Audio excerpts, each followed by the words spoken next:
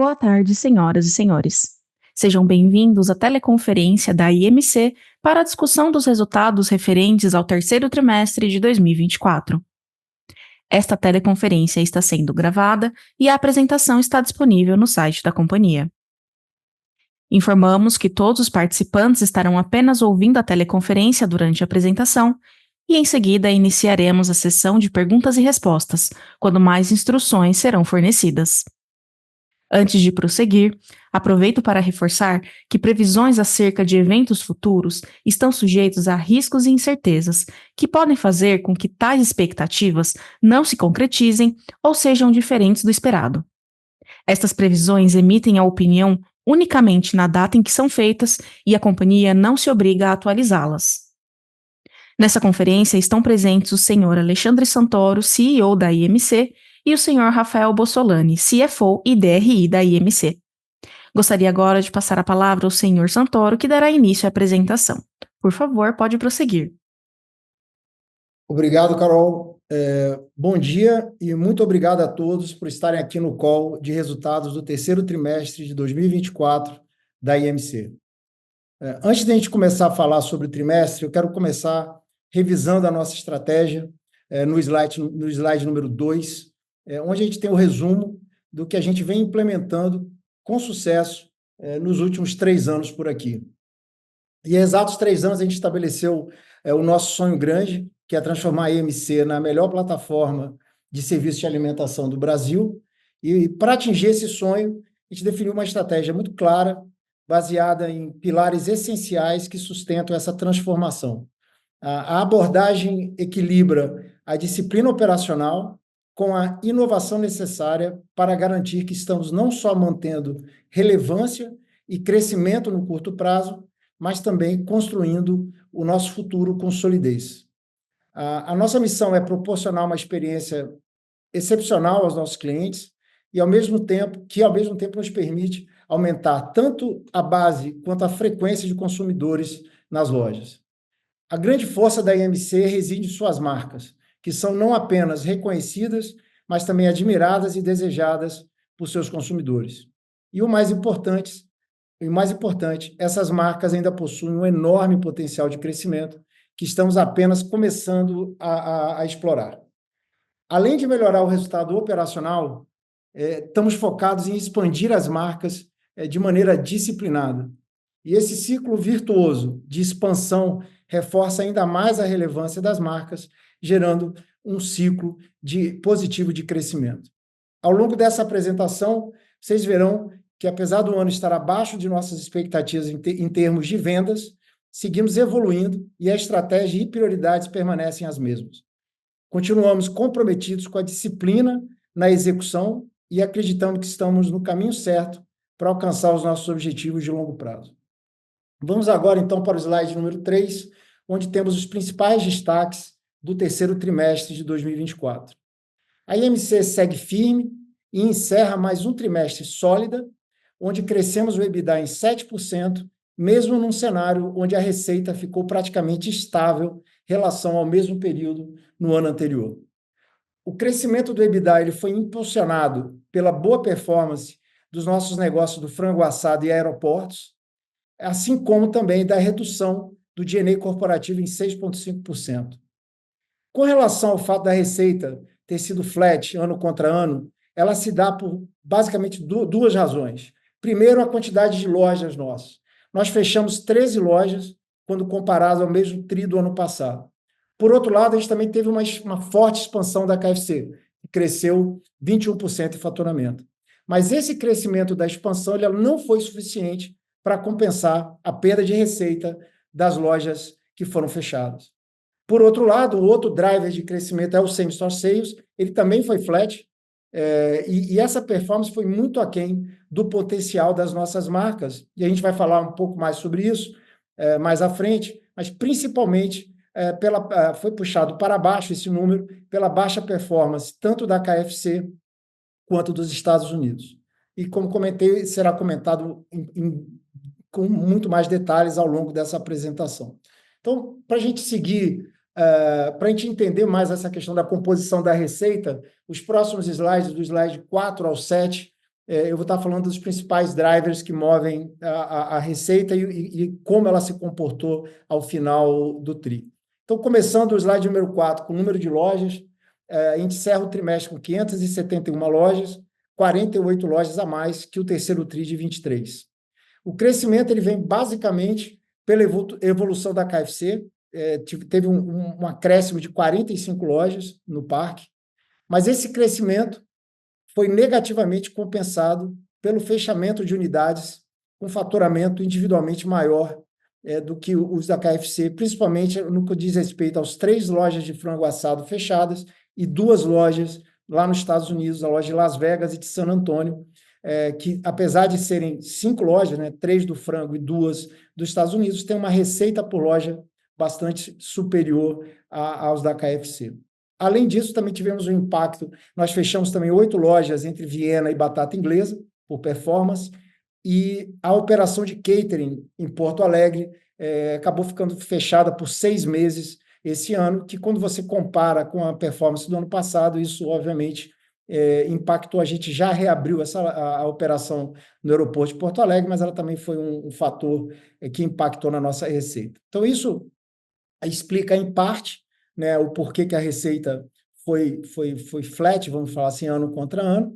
A outra parte da composição da receita, ela vem do same-store sales, que é exatamente o próximo slide, o slide número 5, onde no Brasil cresce 3%, mas nos Estados Unidos teve uma retração de 12%. Aqui no Brasil, como destaque positivo, foram as operações de aeroportos, com crescimento de 18%, e, como eu já falei ao início, o destaque negativo vem da KFC, que não consegue crescer os same-store sales ao longo do TRI, e que a gente vai estar explorando um pouco mais de detalhes a questão da operação da KFC.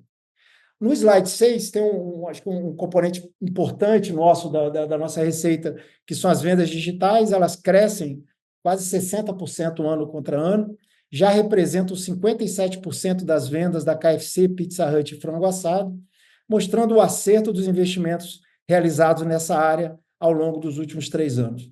A transformação digital é e segue sendo uma prioridade, e entendemos que ainda temos muito a evoluir, e essa é claramente uma alavanca importante para o aumento de vendas e eficiência dos nossos negócios.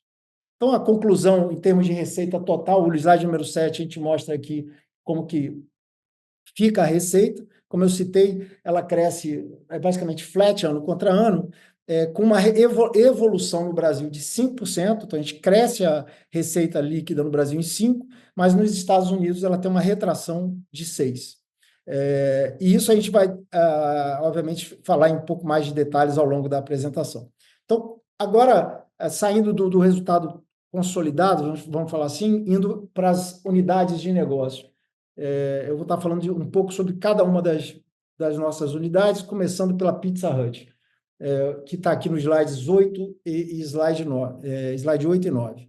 A Pizza Hut é uma marca super icônica, reconhecida e amada pelos consumidores, mas ainda com muita oportunidade de melhorias, tanto em termos de receita, como em formato de loja, mas também em termos de rentabilidade. Acho que um ponto importante é a questão das vendas digitais. As vendas digitais são uma parte importante desse negócio. O novo aplicativo da Pizza Hut, ele foi muito bem recebido pelos consumidores, ele já representa aproximadamente 14% de todas as vendas de delivery que a gente faz, com um crescimento de aproximadamente 26% em relação ao mesmo TRI do ano anterior.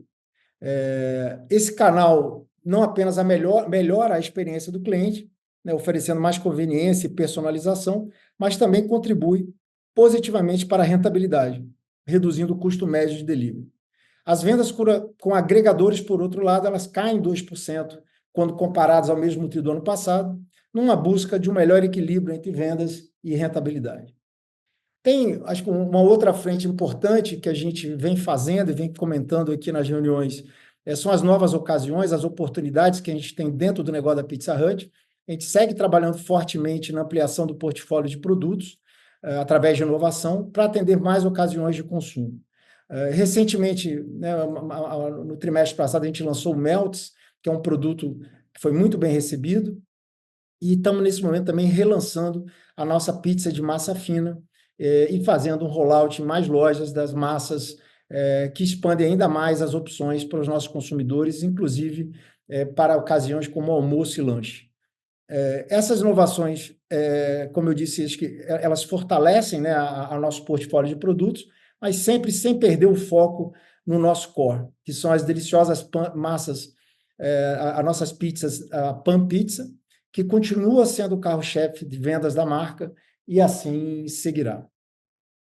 Por outro lado, também a gente vem trabalhando em conjunto com a marca o desenvolvimento de novos formatos e na otimização tanto do CAPEX quanto do OPEX, com o objetivo de expandir a marca prioritariamente através de franquias.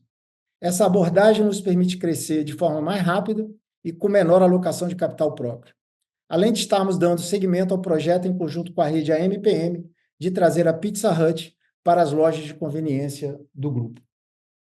Agora, vamos falar um pouco da KFC, nos slides 10 e slide 11. A KFC ela vem evoluindo de maneira importante aqui no Brasil. A gente já passa de 200 lojas, que inclusive vai ser celebrado esse marco com a inauguração da nossa primeira loja de rua no país, que acontecerá dentro dos próximos 15 dias. As vendas no sistema KFC crescem 21% no trimestre, sobre uma base sólida que já havia crescido 16% no segundo trimestre do ano passado. A KFC vem num ritmo forte de expansão, tendo praticamente dobrado a receita e o número de lojas do sistema nos últimos 3 anos. Provavelmente é uma das marcas de mais rápido crescimento no Brasil. Agora, esse ritmo de crescimento também traz com ele um grande desafio operacional que vem sendo endereçado pelo nosso time. Ainda temos muitas oportunidades de avanço na performance e, principalmente, na maturação das novas lojas e na mudança do footprint futuro, com uma maior presença em ruas e uma menor dependência de shoppings. As vendas, através dos terminais de autoatendimento, cresceram 5 vezes, desde o terceiro TRI de 23. Hoje, a gente já tem 100% das lojas equipadas com esse dispositivo.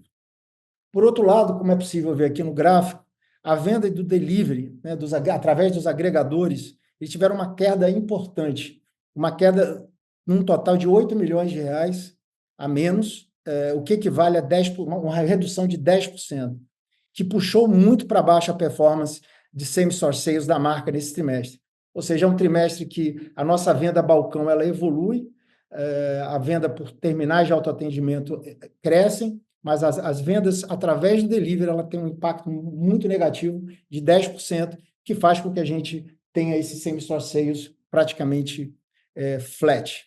E falando um pouco sobre isso, o foco no delivery foi claramente de melhorar a rentabilidade, das ações que a gente tomou. Mas a interrupção de algumas promoções de sanduíches individuais junto ao frete grátis que se fazia no ano passado, ele resultou numa perda de vendas importante, como acabei de citar, bastante acima do que a gente havia planejado, impactando diretamente os same-store sales. A gente está bastante focado na readequação dessa estratégia, focados no maior equilíbrio entre vendas e rentabilidade para retomar o crescimento em todos os canais de vendas. Um outro ponto importante e relevante com relação à KFC é que ainda temos bastante oportunidades para redesenhar algumas de nossas promoções e que consigam, ao mesmo tempo, aumentar tráfego e agregar margem ao nosso negócio. Quando fazemos um benchmark, fazemos comparações a países parecidos com o nosso, que são comparáveis, ou seja, que tem um mix de produto mais semelhante ao nosso, onde o sanduíche tem um peso grande, a gente vê a maior diferença dos benchmarks, das melhores performances se encontram justamente no número de transações por loja. E isso vem de uma oferta mais agressiva de valor, conseguida através de um produto com custo mais baixo, mas que mantém os padrões únicos de qualidade da marca. E essa é uma das grandes prioridades nossas aqui para o final desse ano e principalmente para 2025. A gente está fazendo uma revisão completa na especificação dos produtos de valor, que são os grandes traffic drivers desse negócio, junto com uma reavaliação de fornecedores e parceiros, para termos cada vez mais uma proposta melhor de valor, que atraia mais transações, mas que venha junto com isso rentabilidade e, ao mesmo tempo, sem perder o foco da qualidade espetacular que a KFC tem. Então, com isso eu resumo a KFC. Seguindo a apresentação, vamos agora falar do frango assado. Os slides números 12 e 13. O terceiro TRI de 24 ele foi marcado por avanços importantes na rentabilidade do frango assado, impulsionados principalmente pelo controle de custos e despesas nas operações, mesmo tendo um impacto negativo de dias tipo, que é devido à menor incidência de feriados em 2024, quanto comparados a 2023. Nesse ano também encerramos 3 operações por mudanças no perfil desses sites que estavam desalinhados com a nossa estratégia de longo prazo e que tampouco eram rentáveis. O nosso foco aqui segue sendo, né, o mais importante, é como a gente eleva ainda mais a experiência dos nossos clientes na rede frango assado. E a gente tem tomado uma série de ações que têm trazido resultados importantes. Nós começamos a reforma das principais lojas, já fizemos algumas delas, e estamos também desenvolvendo novos formatos, como o Frango Assado Express, além de aumentar a visibilidade das unidades e melhorar a comunicação nas rodovias.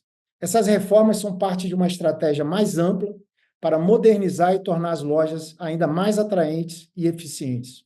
Estamos redesenhando por completo a experiência do cliente, alinhada com um detalhado plano de expansão.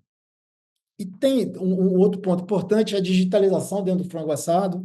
A gente já consta com uma base de quase 400 mil clientes cadastrados, e interessante ver o comportamento desses clientes, que tem uma grande fidelidade, chegam a ir mais de 2 vezes por mês em nossos restaurantes, e eles possuem um consumo 40% acima da média dos outros clientes nossos.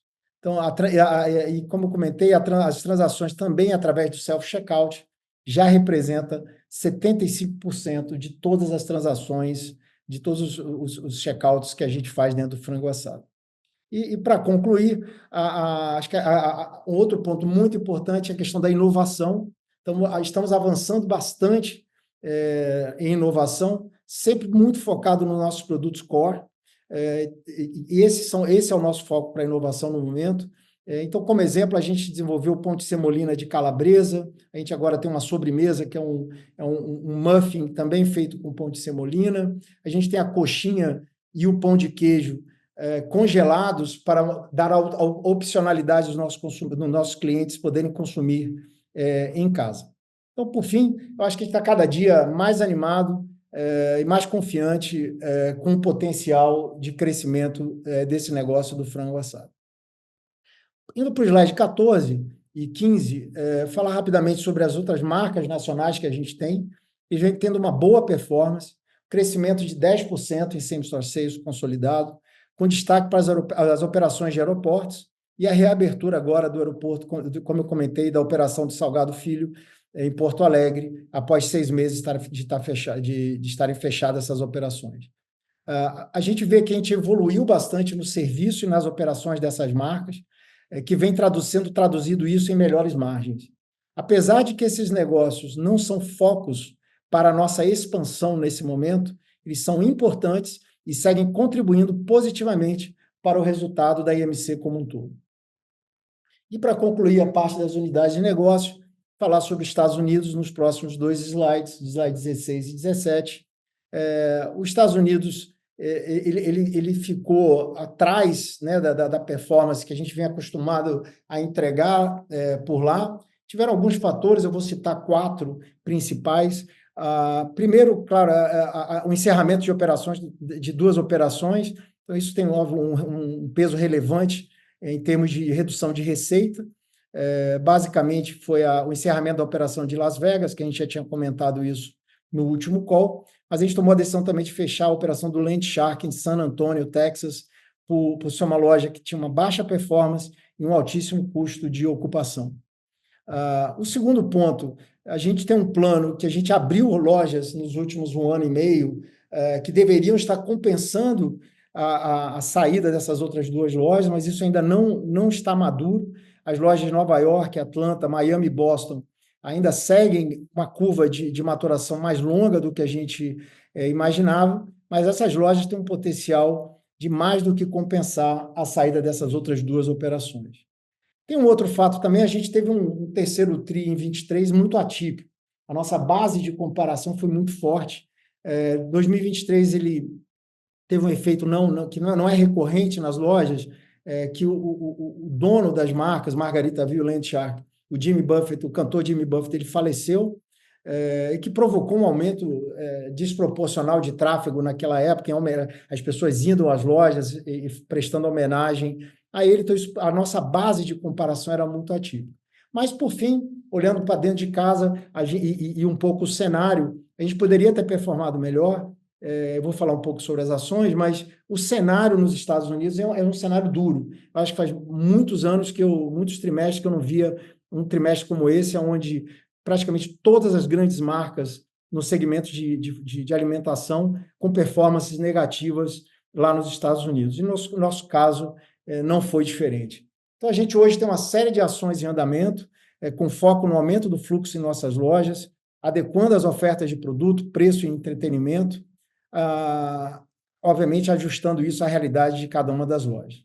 Tá? Então, com isso, eu passei agora, nesses últimos minutos, uma visão de cada uma das nossas unidades de negócio, de como que cada uma se comportou, e aí no slide 18, é um pouco a conclusão dessa primeira parte da apresentação, como é que isso se traduziu em números. Então, a gente encerra o trimestre com o EBITDA em R$ 87 milhões. Vocês podem ver que tiveram alguns itens não recorrentes no ano passado, esse ano. Então, basicamente, a gente cresce 7%. Se você exclui isso, o EBITDA recorrente cresce 10%. E esse resultado, acho que como ficou claro aqui até agora ao longo da apresentação, vem de performances muito positivas do frango, muito positiva em aeroportos e também de uma ação importante de redução do nosso G&A. Tá bom? Com isso, eu passo a palavra aqui para o Rafael Bossolani, meu sócio e CFO, para dar mais detalhes sobre a performance financeira da IMC. Rafa, por favor. Obrigado, Santoro. Bom dia a todos. Agradeço a participação aí de todos na nossa teleconferência de resultados do terceiro trimestre aqui do ano de 2024. Em primeiro lugar, eu gostaria de destacar o papel crucial da nossa disciplina financeira na construção de uma IMC sólida e resiliente, né? Então, desde o início da nossa trajetória, lá em 2001, a gente está bastante comprometido com uma gestão financeira bem rigorosa, e hoje a gente vê os resultados dessa abordagem cuidadosa e bastante responsável. Os resultados desse trimestre representam passos importantes na nossa trajetória de evolução e reflete alguns avanços consistentes em direção aos nossos objetivos estratégicos e financeiros, como detalhado no slide 19. Então, a gente segue aprimorando aqui a nossa atuação para superar os desafios naturais dessa jornada que a gente vem desde lá de 2021 para manter o ritmo em progresso, né? A geração de caixa operacional do terceiro trimestre foi de 99,2 milhões, o que representou um crescimento aí de 27,7% em comparação ao mesmo período do ano anterior. Esse resultado ele foi impulsionado pelo aumento do EBITDA, com uma gestão aí de custos de despesas mencionadas anteriormente, por uma gestão eficiente do capital de giro e pela monetização de alguns créditos fiscais de períodos anteriores.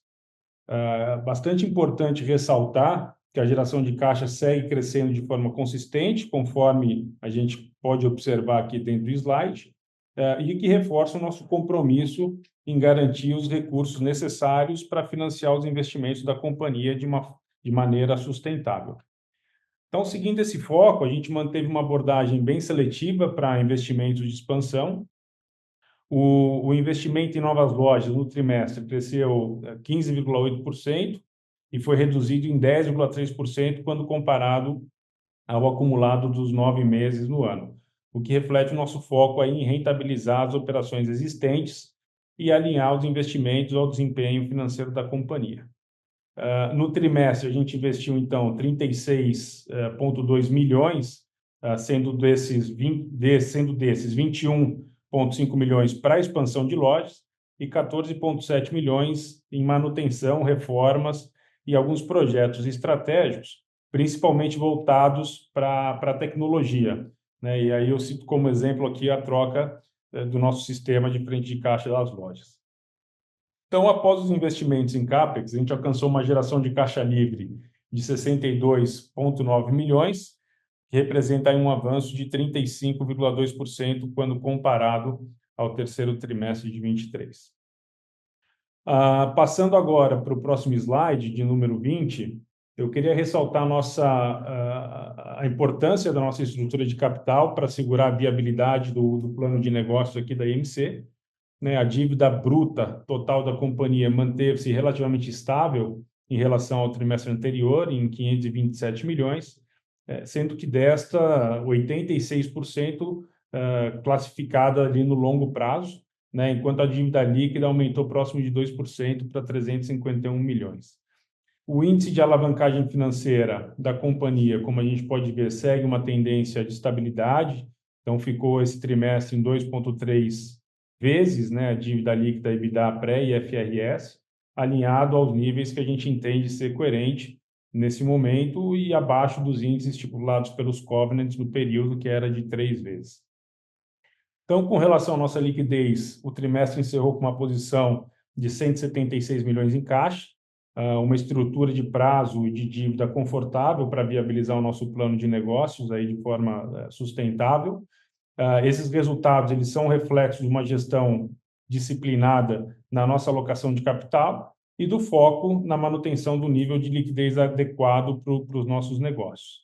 Então, assim, para finalizar, gostaria de reiterar que a gente continuará focado em maximizar a nossa geração de caixa, é uma prioridade aqui na companhia, e que a gente vai ser ainda mais seletivo na alocação dos investimentos, com foco em otimizar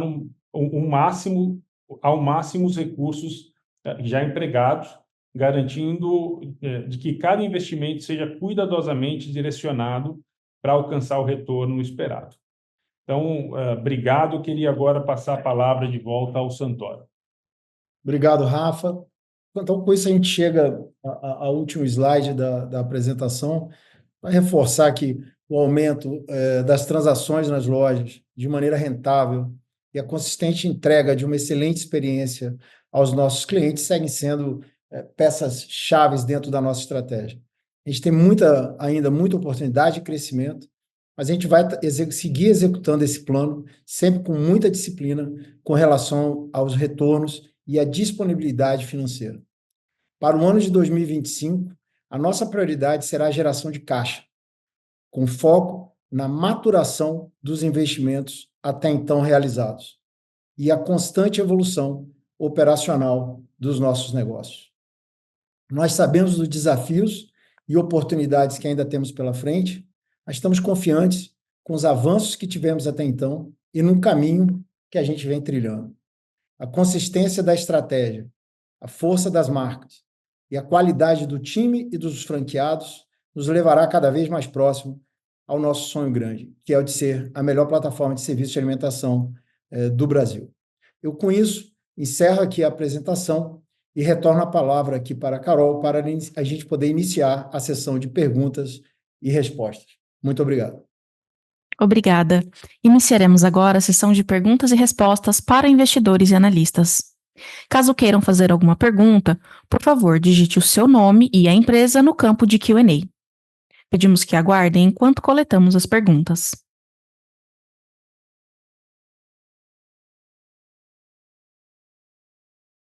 Bom, vamos lá. Chegou uma pergunta pelo chat aqui, do Christian de Rienzo. Bom dia, tudo bem? Gostaria de ter um pouco mais de cor sobre os desinvestimentos em andamento. Bom, Christian, obrigado pela pergunta. Assim, a IMC ela é uma plataforma multimarcas, né? Então, isso significa que faz parte da nossa estratégia reavaliar periodicamente o nosso portfólio, né? Como vocês sabem, como vocês seguem, uma boa parte do ciclo de desinvestimentos previsto na nossa gestão, ele ocorreu nos últimos 3 anos. Mas isso não significa que a gente venha descartar boas oportunidades que tenham sinergia aí com a nossa visão. A gente é bastante diligente em relação a isso, e a gente está sempre avaliando alternativas que possam gerar valor para a companhia.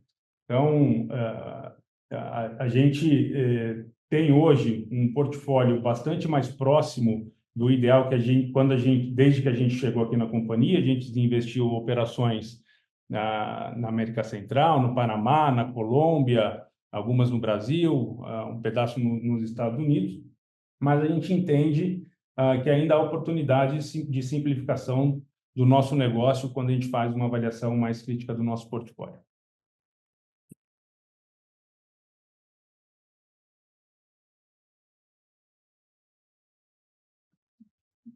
Dividendos.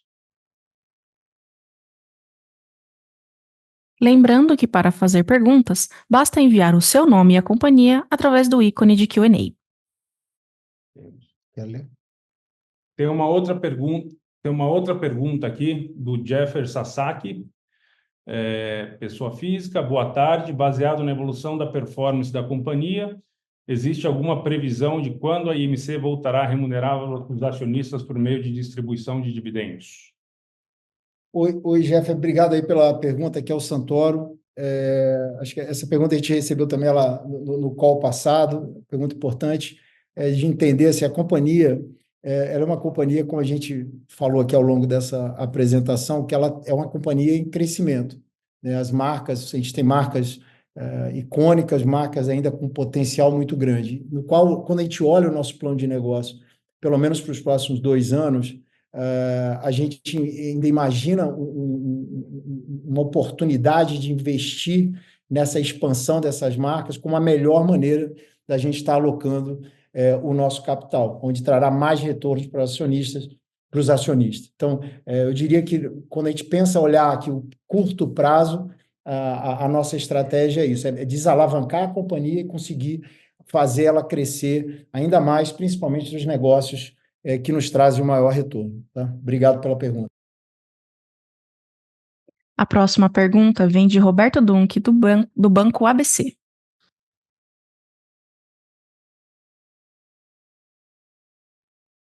Roberto, seu microfone está ativado.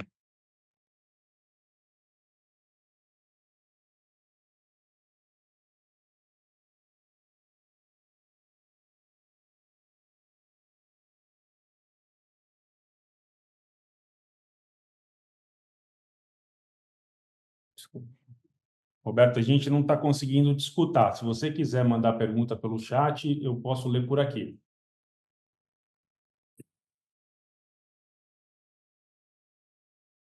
Lembramos que para fazer perguntas, basta enviar o nome e a empresa através do ícone de Q&A. Tá, enquanto não chega a pergunta aqui, chegou uma outra pelo áudio, chegou uma outra pelo site, pelo chat, do José Carlos. Falando um pouco mais de alavancagem, entendo que os covenants da companhia é de 3 vezes. Porém, qual é o target da empresa no médio e longo prazo para esse indicador? José Carlos, obrigado pela pergunta. Em relação ao nosso nível de alavancagem, é importante destacar que os covenants de 3 vezes, eles representam um limite estabelecido nos termos da dívida, mas não o nível que a gente quer operar. Tá? Na verdade, a gente tem conseguido reduzir nossa alavancagem de forma consistente nos últimos anos, né? A gente sempre se manteve abaixo desse patamar, o que quer dizer que ainda teríamos espaço para operar com um nível de alavancagem mais alto. Porém, uma das nossas prioridades estratégicas continua sendo a disciplina financeira. Então, por isso, a nossa meta interna, que a gente entende ser equilibrada para permitir que a empresa cresça de forma sustentável, sem grandes exposições a risco, é de manter uma alavancagem entre 2 e 2,5 vezes, com pequenas variações aí nos períodos devido à sazonalidade dos investimentos, de resultados e até as condições de mercado, né? Então, pode variar um pouco para baixo, para cima, mas muito nesse intervalo. Então, a gente tem aqui, como já mencionado, adotado uma postura muito seletiva em relação aos investimentos, priorizando a preservação do caixa e a geração de valor no longo prazo. Tá, então, a gente acredita que essa disciplina financeira é essencial para sustentar o nosso negócio, o crescimento e para proteger a nossa saúde financeira aí no médio e no longo prazo. Tem uma pergunta, na verdade, tem duas perguntas que eu acho que eu vou fazer a resposta que vai atender as duas. Uma do Roberto Dunk, do ABC, que pergunta um pouco sobre marcas que possuem menos, o que tem de menos sinergia no portfólio, mas pergunta também sobre mix de loja própria e franquia para otimização de CAPEX e o que a gente pode esperar de CAPEX para os próximos anos.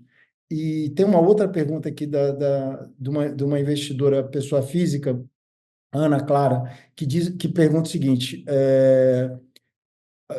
dado que foi dito aqui, a gente vai priorizar rentabilizar as operações já existentes, se iremos desacelerar a expansão, queria um esclarecimento maior sobre isso, que acho que foi meu último comentário na apresentação. Aqui, acho que, endereçando aqui o Roberto e a Ana, primeiro, obrigado pela pergunta.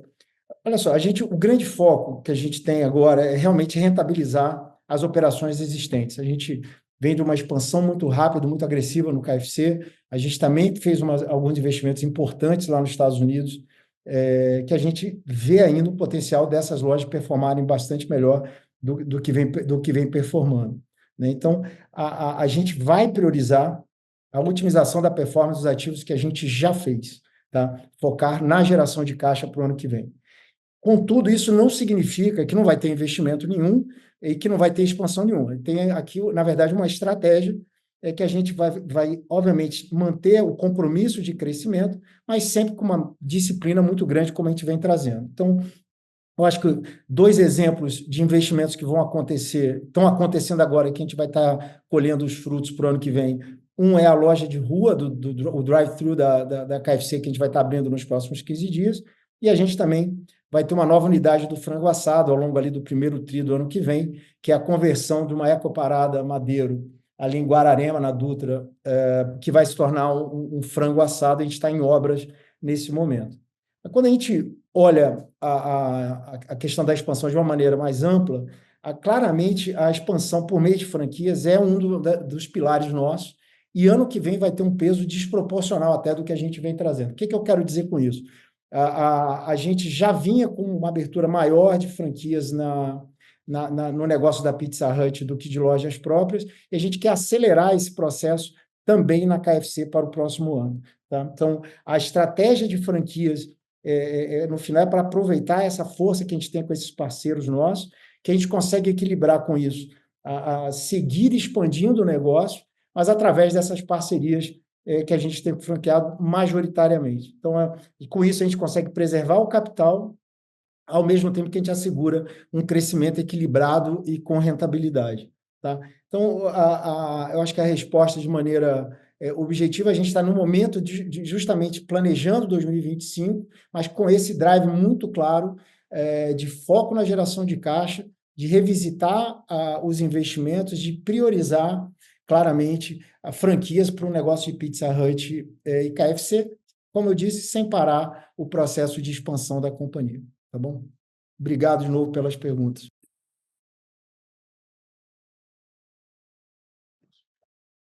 Vamos lá, tem mais uma pergunta aqui do Gabriel Oliveira, Gabriel Patna, Gabriel da Patna. Pessoal, boa tarde. Em outras receitas operacionais, há um valor relevante em reversão de contingências. Poderiam esclarecer um pouco melhor esses provisionamentos? Obrigado, Gabriel. Na verdade, a gente teve no segundo trimestre desse ano, no trimestre anterior, a gente teve uma reversão relevante, de fato, de algumas contingências que foram mapeadas em 2019, quando a companhia adquiriu a licença de operar o Pizza Hut e o KFC. Esses riscos, e aí de diversas naturezas, fiscais, trabalhistas, etc., acabaram não se materializando, consequentemente, essa provisão acabou sendo baixada do balanço no segundo trimestre do ano anterior. Tá? Esse trimestre a gente não tem nenhum tipo de reversão ou algo nesse sentido que possa influenciar o resultado.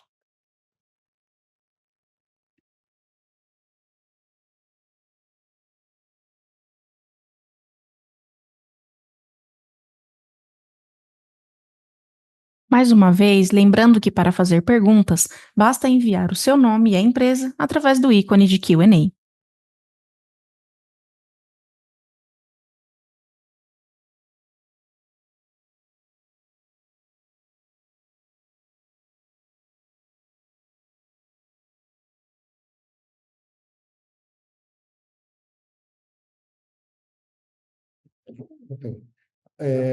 Pessoal, acho que tem uma última pergunta aqui do Matheus Parisi.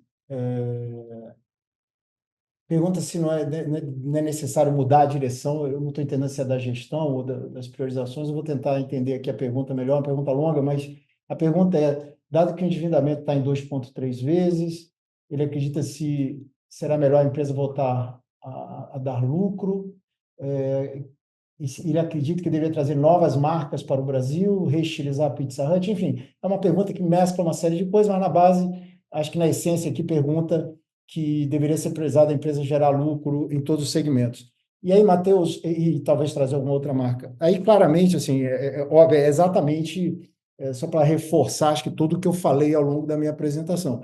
O nosso objetivo aqui é a gente avançar na performance, no resultado de todos os negócios que a gente tem aqui. Tá? Então, trazer uma nova marca nesse momento para o nosso portfólio está descartado, porque a gente já tem um portfólio que a gente entende marcas muito fortes, com bastante potencial e que ainda tem um resultado aquém do que eles podem performar. Então, o grande foco é fazer esse negócio evoluir dentro das marcas que já tem. Sobre pegar esse ponto de reestilizar, por exemplo, a Pizza Hut, a gente vem trabalhando nisso. Acho que uma das grandes frentes que eu também citei aqui é da gente revisitar o desenho da loja, o formato da loja, né, tanto no CAPEX quanto no OPEX, para ter um formato cada vez mais competitivo, onde você tem um retorno mais rápido do investimento e, por consequência, também você consiga atrair mais potenciais franqueados para isso, que é a maneira que a gente vê que a gente deveria estar crescendo o negócio da Pizza Hut no Brasil, focado bastante através de franqueados, tá bom? Mais uma vez, muito obrigado aí, Matheus, pela pergunta.